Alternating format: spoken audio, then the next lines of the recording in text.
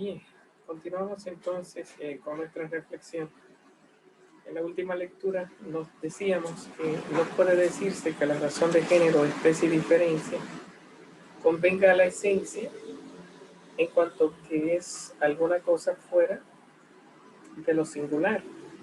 O sea que de alguna forma también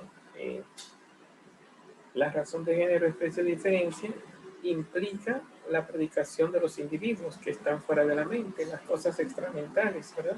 La que le hemos llamado materia asignada. Como suponían los platónicos, que de alguna forma los predicamentos, o sea, cuando hablábamos de Platón, no conocíamos las cosas de este mundo, sino el verdadero caballo no es el caballo que yo veo, es el caballo que yo pienso. El caballo que yo veo es una copia. Entonces, cuando yo conozco, no cuando conozco este caballo, que es una copia, sino cuando abandono el caballo del engaño, de la sombra, de la caverna, el mundo de la caverna, cuando abandono a Sócrates, el caballo y la cosa de este mundo, y me elevo al mundo de las ideas para ver las cosas por dentro, las especies, género y diferencia, en tanto que no implican las cosas de este mundo, sino en tanto que me hablan de la cuididad del mundo de las ideas, estamos en Platón, porque para Platón el sabio es el que contempla las ideas y el que se libera de este mundo. Entonces Tomás de Aquino nos dice, no, el género, la especie y la diferencia se predican de los individuos y convienen a los individuos, solo que no a modo de parte, solo que no a modo de, en modo absoluto, sino a modo de intención lógica. Piense por qué hablamos de filosofía, porque esto no se puede explicar científicamente. La ciencia cierra conceptos y esto es sí desde un punto de vista y no de otro. Tú no puedes decir filosóficamente, sí, eso es así, o no, eso no es así, sino dar la explicación acertada. Y la explicación también utiliza términos que son plásticos, que son cambiantes, no son términos absolutos, son términos indeterminados que tú vas determinando en la reflexión. Entonces, eso convierte la filosofía en un discurso difícil para la gente de espíritu científico. Entonces, tú no puedes dar una respuesta cerrada, tienes que dar la explicación. Entonces, porque en este caso, el género y la especie no se predicarían de los individuos concretos.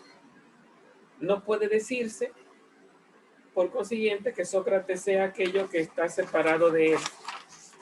No, Sócrates ni es género, ni es especie, ni es diferencia. Género, especie y diferencia se predican de las ideas, pero espérame, porque si el género, la especie y la diferencia no tienen una materia asignada, ya ni son género, ni son especie, ni son diferencia, porque son género, son especie y son diferencia justamente por la extensión y porque hay un receptáculo extramental, una materia asignada que recibe esa asignación. Si no hay materia asignada, no hay género, especie y diferencia. El género, la especie y la diferencia son un amarre que hace el entendimiento entre la esencia como comprensión y la esencia en los individuos. O sea, es un amarre de las cosas intramentales con las cosas extramentales. Bueno, entonces ni por otra parte serviría, como dice acá, tampoco serviría aquellos separados para el conocimiento de una cosa singular determinada, como cayeron los platónicos, que no conocían las cosas sino las ideas. Por tanto, queda que la razón de género, especie y diferencia conviene a la esencia en cuanto ésta tiene significación de todo, ¿eh? No a modo de parte, sino todo.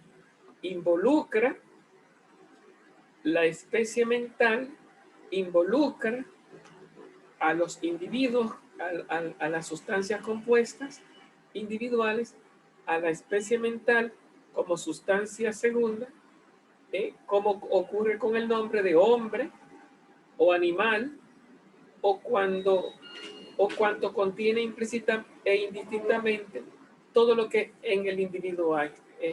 Hermoso ese punto de llegada. No dice, oigan cómo lo dice, en tanto que contiene implícita e indistintamente, no alguno, sino todo. En otras palabras, todo Sócrates, con todos sus accidentes, está conocido y signado. Yo no estoy rompiendo a Sócrates y conociendo una parte de él. Estoy signando a todo Sócrates. Por lo tanto, Sócrates es materia asignada, en tanto que Sócrates es materia asignada. Cuando yo digo este hombre, estoy signando a todo Sócrates. Es más, incluso si no digo hombre, si yo digo este seminarista, no estoy signando un pedazo. Los seminaristas de Juan, no, es a todo Juan. Si mátame a ese seminarista, no es quitarle lo que tiene de seminarista y que deje de serlo, es matar al hombre. Estoy signando a todo el hombre, indistinta e implícitamente todo lo que él es, al hijo de Juana, al estorbador del seminario, todo lo que él es, implícita e indistintamente todo lo que en el individuo hay. Por eso se le llama materia asignada, o por eso se llama también objeto material, porque en tanto que materia es ente en tanto que ente, todo lo que implica todas las predicaciones. Conviene a la esencia en cuanto que tiene significación de todo. Entonces el hombre animal racional es bonito, ¿no? Estamos hablando del ente en tanto que ente. Cuando tú dices, por ejemplo, los perros de República Dominicana, tú estás hablando del ente de primer modo. O sea que está hablando de la especie mental, está hablando del género, de la especie de la diferencia, pero está hablando de los perros dominicanos, signadamente hablando, implicando a los individuos, conteniendo todo lo que en ello hay de forma implícita e indistinta.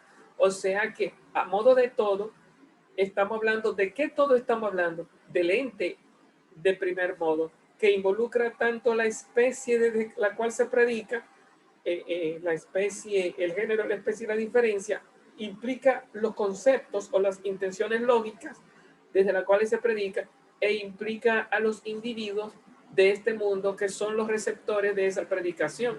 Por eso cuando hablamos a modo de todo, que no utilizamos esa palabra, a modo de todo, decimos a modo de parte y a modo de intención lógica, pero a modo de intención lógica e implicando el todo. Relego esa parte. Por tanto, queda que la razón de género, especie y diferencia, que son las intenciones lógicas, y si decimos lógica, parecería que se van a quedar en la mente y no tienen que ver con los individuos, y nos dijo Tomás de Aquino, eso es platónico, tenemos que involucrar a los individuos, es lo que acabamos de leer. Tú no me puedes hablar de que el hombre es una idea sin Sócrates. No es una idea. Género, especie y diferencia es la idea más Sócrates y ustedes y todos los individuos que abracen la idea. O sea, es el ente de primer modo, es el conjunto del objeto extramental y de la idea intramental. Hablar de género, especie y diferencia no es hablar de lógica sin objetos, es hablar de los objetos implicados, porque no estamos hablando de lógica formal contemporánea, ni de lógica formal matemática. Estamos hablando de lógica aristotélico-tomista, que implica al ser conocido. La lógica no está fuera del conocimiento, implica al objeto conocido. Estamos en lógica noxiológica, en lógica tomista, en lógica aristotélica.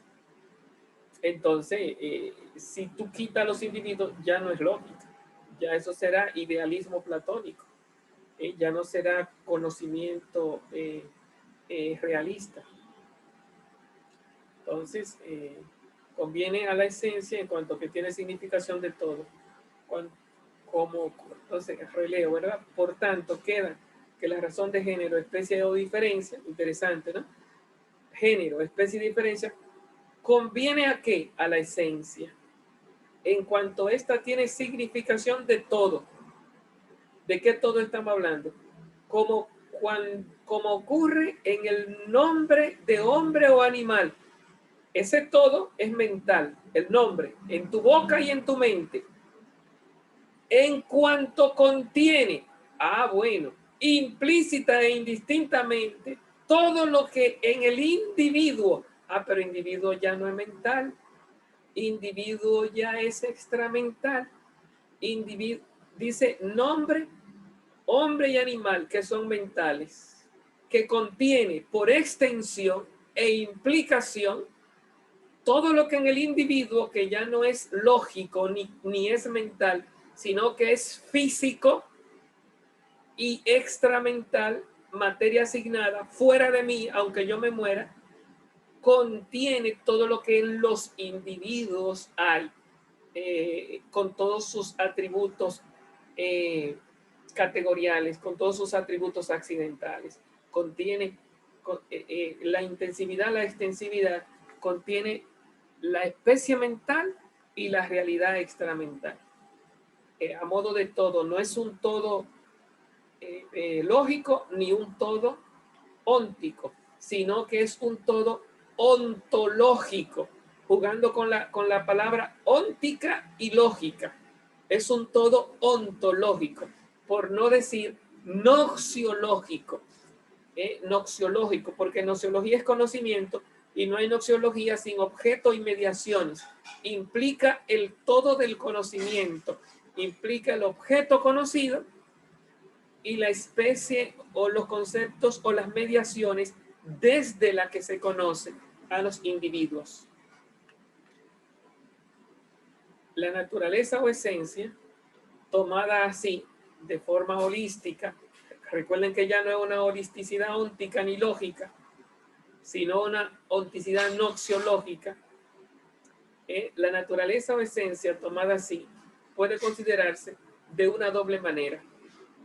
De una manera según su propia naturaleza o razón, y en este sentido no es verdadero decir nada de ella, sino lo que le conviene según lo que es ella.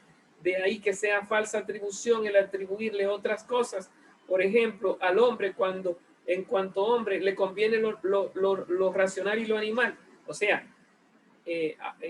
cuando hablamos a nivel de todo o a nivel de intenciones lógicas, estamos saliendo del modo absoluto, estamos saliendo del modo de parte, estamos saliendo de la intensividad, de la comprensión. En la comprensión solo cabe la materia y la forma.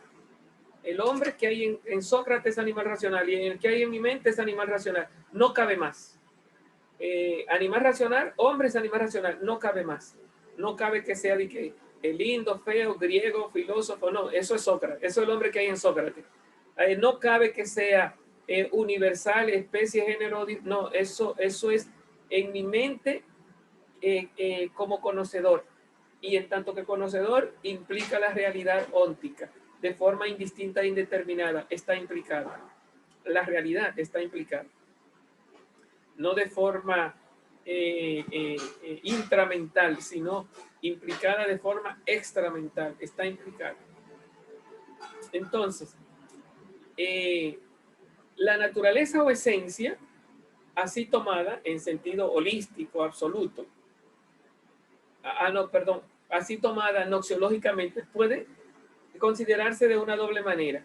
De una manera, según su propia naturaleza o razón, otros nombres, ¿verdad? Porque le hemos llamado, aquí dice, según su propia naturaleza. Dice, la esencia,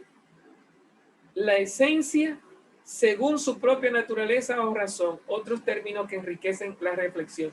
La esencia, según su razón o según su propia naturaleza. La esencia, en modo absoluto, que no cabe más que materia y forma constituyente, la esencia en modo absoluto, o a modo de parte, es el término que utilizamos, es la misma esencia según su razón o según su naturaleza.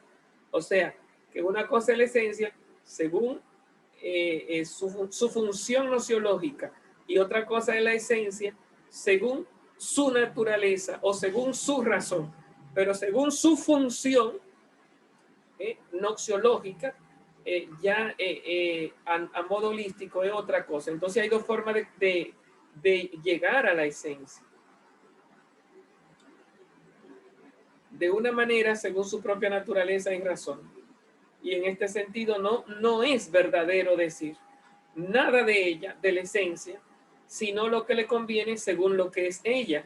O sea, tú no puedes decir de la esencia que es blanca, negra, que es accidental, que es universal, que es genérica, en modo absoluto, a modo de parte o a modo de, según su razón y su naturaleza, no se puede decir nada de eso, sino lo que le conviene según lo que es ella. De ahí que sea una falsa atribución, atribuirle otras cosas. Por ejemplo, el hombre.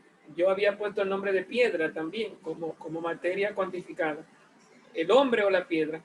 En cuanto hombre o en cuanto piedra, en tanto que mineral,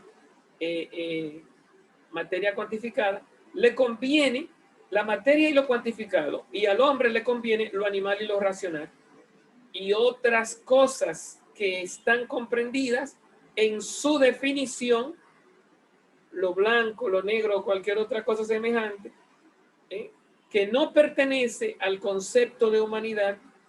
O sea que habría que ponerle ahí un punto y coma. Dice, por ejemplo, al hombre, en cuanto hombre, le conviene lo animal y lo racional. Punto y coma. Debería ponérsele un punto para que la idea se rompa y no haya confusión. Pero póngale por lo menos un punto y una coma. Y otras cosas, o sea, solo le conviene lo animal y lo racional. Por ejemplo, al hombre, en cuanto hombre, le conviene solo lo animal y lo racional. Punto. Y otras cosas que están comprendidas en su definición, como lo blanco, lo negro, esos signos de puntuación están mal puestos ahí. Otras cosas, como lo blanco, lo negro, o cualquier otra cosa semejante, que no pertenecen al concepto de humanidad, que lo humano es animal racional, o lo mineral es materia cuantificada, no le conviene al hombre en cuanto que es hombre, no le conviene, quedan fuera, es lo que está diciendo. A modo según su razón o según su forma, fíjense que hasta que el mismo que tradujo puso los signos de puntuación mal puestos. Esas cosas quedan fuera del concepto de hombre. Por lo tanto, si se pregunta si esta naturaleza es una o múltiple, eso ya es universalidad. Eso ya son accidentes del alma, de la mente, que le atribuye universalidad a las ideas, a los conceptos. Eso ya no está en Sócrates en tanto que hombre, sino en el hombre en tanto que género, especie o diferencia. Entonces ya ahorita habló de lo blanco y lo negro, eso está en Sócrates, pero cuando hablamos de lo uno o múltiple, eso no está en Sócrates, eso está en el conocedor. Entonces, por tanto, si se pregunta si la naturaleza es una o múltiple, en la extensión, uno, mucho o algunos, no puede afirmarse ninguna de las dos cosas intrínsecamente hablando, como tampoco puede afirmarse que es blanco o negro, tampoco puede afirmarse que es género, especie o diferencia, porque decir género, especie o diferencia es decir uno, mucho o algunos, es hablar de universalidad. Entonces, internamente hablando, eso está fuera del concepto, fuera de la comprensión, fuera de la intensividad. Por lo tanto, si se pregunta si esta naturaleza es una o múltiple, no puede afirmarse ninguna de las dos cosas. ¿Por qué no? Porque ambas están fuera, no del concepto, sino de la intensividad, de la comprensión del concepto. Ambas están fuera de la comprensión del concepto de humanidad. No están fuera del concepto porque dentro del concepto está lo extensivo. El concepto es comprensivo y extensivo. Si lo aceptamos así, las cosas que están fuera de la comprensión están dentro del concepto. Lo que no está es dentro de la intensividad. No está dentro de la comprensión. Corrijan el texto. Perdón. Oye, Eri, tráeme un poco de agua, por favor. Profesor, repita.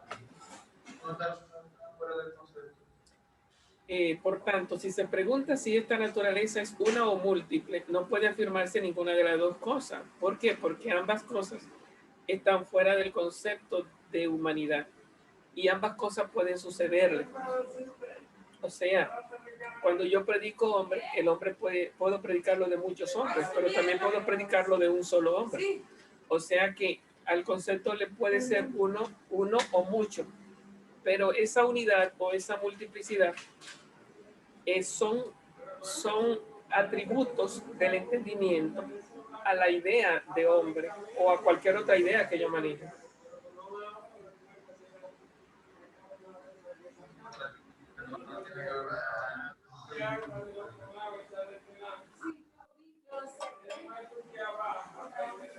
En modo absoluto, hombre es ánima racional, ya se encuentre en Sócrates o ya se encuentre en la mente del conocedor.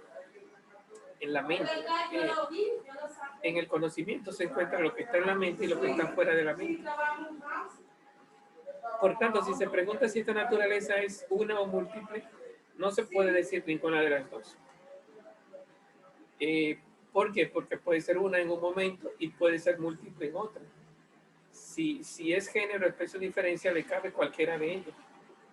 Basta uno para que haya un universo, un universo, una población. No puede afirmarse ninguna de las dos cosas porque ambas están fuera del concepto. No, ahí es donde está el error. Ambas no están fuera del concepto, sino que ambas están fuera de la comprensión del concepto. Están fuera de la intensividad, lo intensivo. Están fuera de la intensividad del concepto. Están fuera del concepto entendido de modo absoluto o del concepto entendido a modo de parte o del concepto entendido, como dijo más arriba, según su razón y naturaleza. O sea, están fuera del concepto, entendido el concepto según su razón o naturaleza.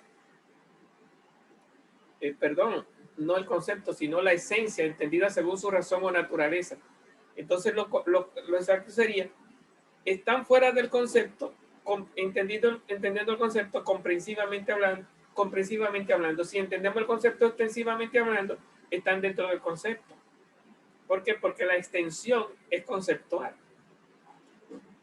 Solo que es un concepto que implica realidades extramentales. Lo extensivo implica realidad extramental.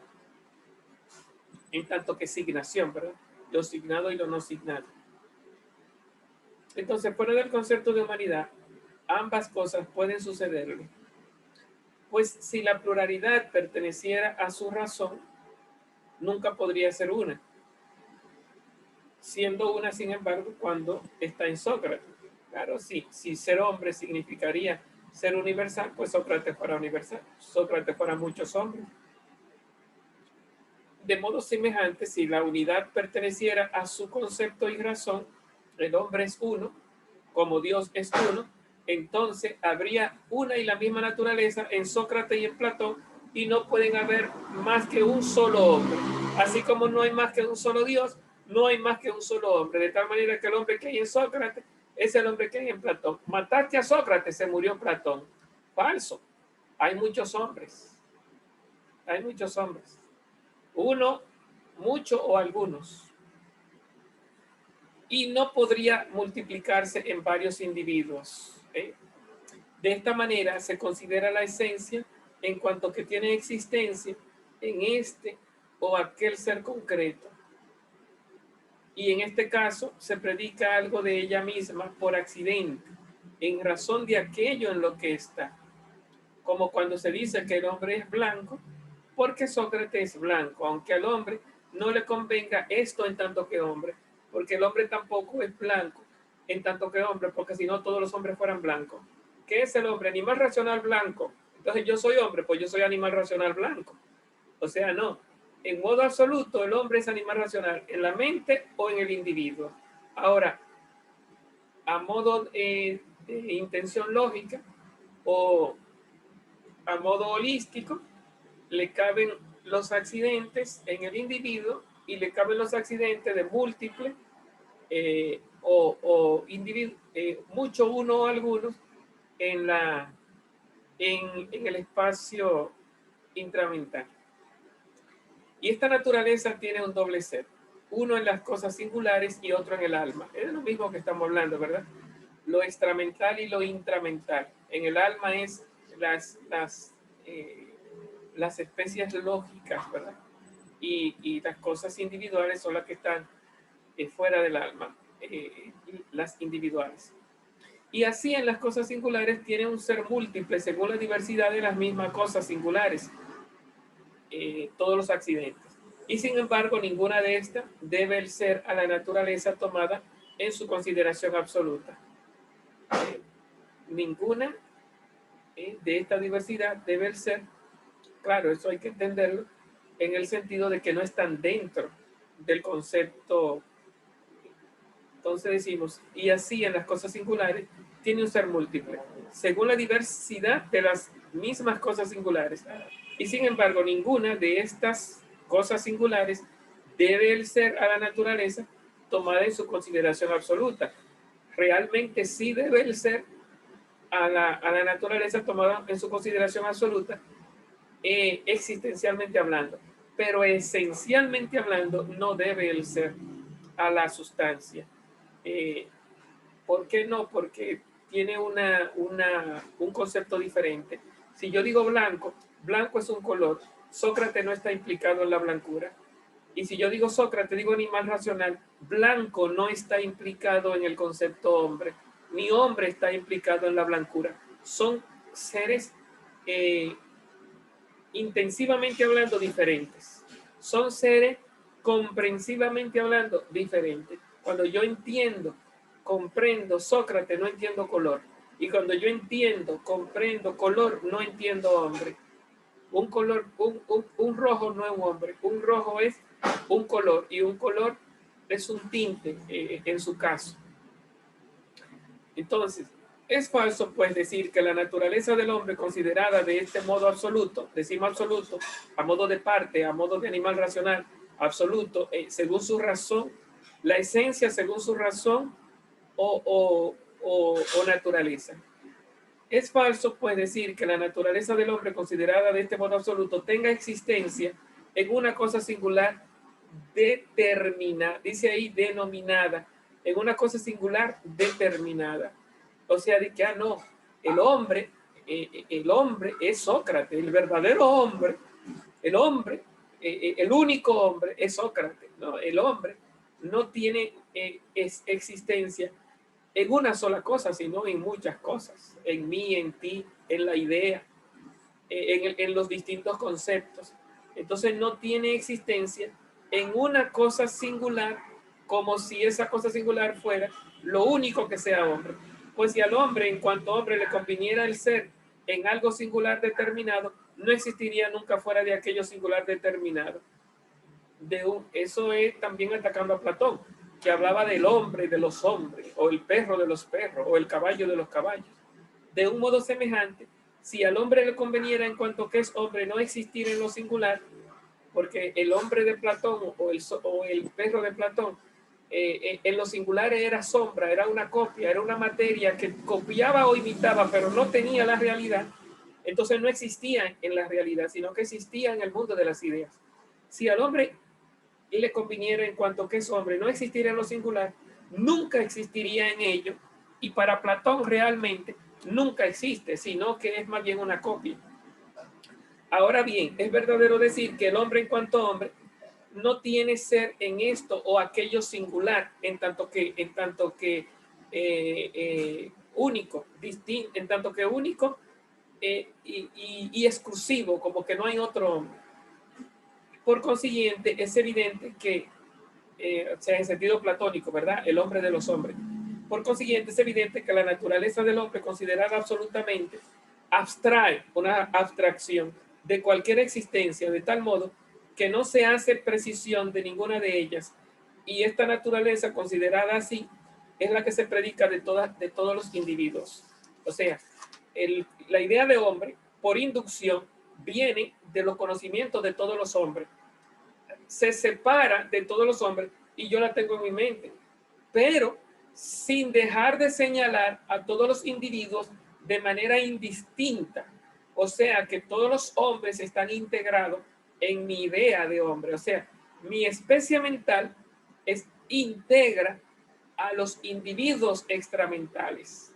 Eso es lo que se llama en Tomás de Aquino el ente de primer modo. Los entes que son los de este mundo están emparentados con la especie mental, la especie, el género y la diferencia mental. ¿No? Entonces, esta naturaleza tiene un doble ser, uno en las cosas singulares y otro en el alma. ¿Dónde me quedé?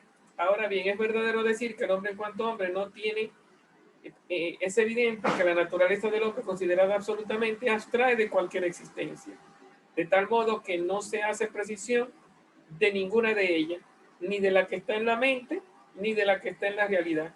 Y esta naturaleza, considerada así de forma holística, a modo de intención lógica, a modo de género, especie y diferencia, es la que se predica de todos los individuos, implicando por lo tanto la especie mental e implicando los individuos, la materia asignada, los individuos extramentales.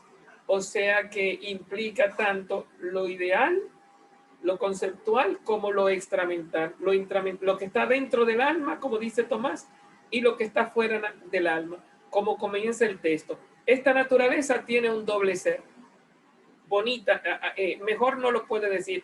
Esta naturaleza no tiene un solo ser, sino que tiene un doble ser. Hay una naturaleza que tiene un ser fuera del alma. Hay una naturaleza con un ser fuera del alma y un ser dentro del alma. O sea que estamos hablando de una naturaleza que implica la especie mental y los individuos extramentales. Uno en las cosas singulares y otro en el alma. Y según uno y otro, siguen los accidentes a dicha naturaleza, porque en la mente hay unos accidentes. En la especie mental tiene unos accidentes y fuera de la mente tiene otros accidentes. ¿De qué naturaleza estamos hablando? De la naturaleza que me amarra lo que está fuera del alma y lo que está dentro del alma. Esta naturaleza. ¿Cuál naturaleza? La holística. La holística. Entonces, la que me comprende no el modo absoluto, sino la que me comprende el todo. ¿Cuál todo? ¿El de afuera del alma o el de dentro del alma? No. Todo es el ente, que es la suma de lo que está afuera y lo que está dentro y sus relaciones de designado y no signado. Es un todo noxiológico, es un nuevo concepto, es el concepto tomístico noxiológico del ente en tanto que ente. El entendimiento involucra lo intramental y lo extramental, lo que está dentro del alma y lo que está fuera del alma, creando una nueva unidad conceptual, un concepto que es noxiológico, un concepto que no es intensivo, sino un concepto que es noxiológico, más que extensivo, porque implica incluso los accidentes de los individuos que están fuera del alma, de forma indistinta e indeterminada. Bueno, el tiempo se nos achicó, quedan ahí unos 5 minutitos, podemos continuar la lectura, pero la invitación es que vuelvan sobre este video una y otra vez, ¿verdad? Este párrafo ahí es excepcional. Dice, se considera la esencia en cuanto que tiene existencia en este o aquel ser concreto. En este caso, volver para atrás, se predica algo de ella misma, por accidente en razón de aquello en lo que está. Bueno, y en esta naturaleza tiene un doble ser. Uno que está dentro y otro que está afuera. Dice en las cosas singulares y otro en el alma. Según uno y otro le siguen los accidentes a dichas cosas. O sea que esta naturaleza acepta los accidentes dentro del alma y los accidentes fuera del alma. ¿De qué naturaleza estamos hablando? ¿Cuál es la naturaleza que tiene un doble ser? Y es la naturaleza noxiológica. Eso no es de que la intramental o la extramental, sino la que implica las dos. Y así en las cosas singulares, dentro de esa naturaleza, tiene un ser múltiple según las diversas cosas singulares. Un ser múltiple. Hay muchos hombres, hay muchos caballos, hay muchos perros. Y sin embargo, ninguna de estas naturalezas en los individuos, ninguna de estas debe ser a la naturaleza tomada en su consideración absoluta, en el sentido no de existencia, sino de esencia, en el sentido de identidad. ¿Por qué? Porque cuando tú lo defines, queda fuera. Cada esencia que tú definas, queda fuera el ser que no está definido, que sería el ser complementario. Es falso, puede decir, que la naturaleza del hombre, considerada de este modo absoluto, tenga existencia en una cosa singular denominada contra Platón. Pues si al hombre en cuanto hombre le conviniera el ser en algo singular determinado, no existiría nunca fuera de aquello singular determinado. O sea que si yo soy el hombre, entonces ustedes no son hombres. Entonces, no, o sea, el hombre no es el que dice Platón allá en el mundo de las ideas. Todos somos hombres. O sea que puede existir en la singularidad. Y de un modo semejante, si al hombre le conviniera en cuanto que es hombre no existir en lo singular, nunca existiría en ello. Ah, no, los hombres no son singulares, existen en sí en el mundo de las ideas, pero ¿y por qué hay hombres concretos entonces? Ahora bien, es verdadero decir que el hombre, en cuanto hombre, no tiene ser en esto o aquello singular, en sentido de que solo existe un hombre y nada más que un hombre. ¿Y dónde está ese hombre? Por consiguiente, es evidente que la naturaleza del hombre, considerada absolutamente, abstrae, absolutamente, sería verlo en sentido de animal racional. No existe en una parte solamente, pero existe en muchas partes. Existe la idea, en tu idea, en los hombres, pero en sentido absoluto, abstrae de cualquier existencia, de tal modo que no se hace precisión de ninguna de ellas. Y esta naturaleza considerada así es la que se predica de todos los individuos. Bueno, entonces, si se predica de todos los individuos, al abstraerse de los individuos, es de modo absoluto, se explica desde dentro, pero al predicarse de los individuos, de alguna forma, implica también a los individuos. O sea que cuando decimos que abstrae, no solamente le estamos explicando desde su dimensión intrínseca comprensiva, sino también que le estamos predicando desde esa dimensión implícita comprensiva de los individuos a los cuales se atribuye de manera indistinta o de forma material, indeterminada es la palabra. Bueno, nada, entonces hay que continuar. Ya sería el próximo encuentro. Nos vemos si Dios lo permite. Profe, Ajá. ese es el último. No tenemos mañana una clase. No, mañana comienzan los exámenes. Sí, sí, sí. Pero sí podemos juntarnos. Mañana, seguimos mañana.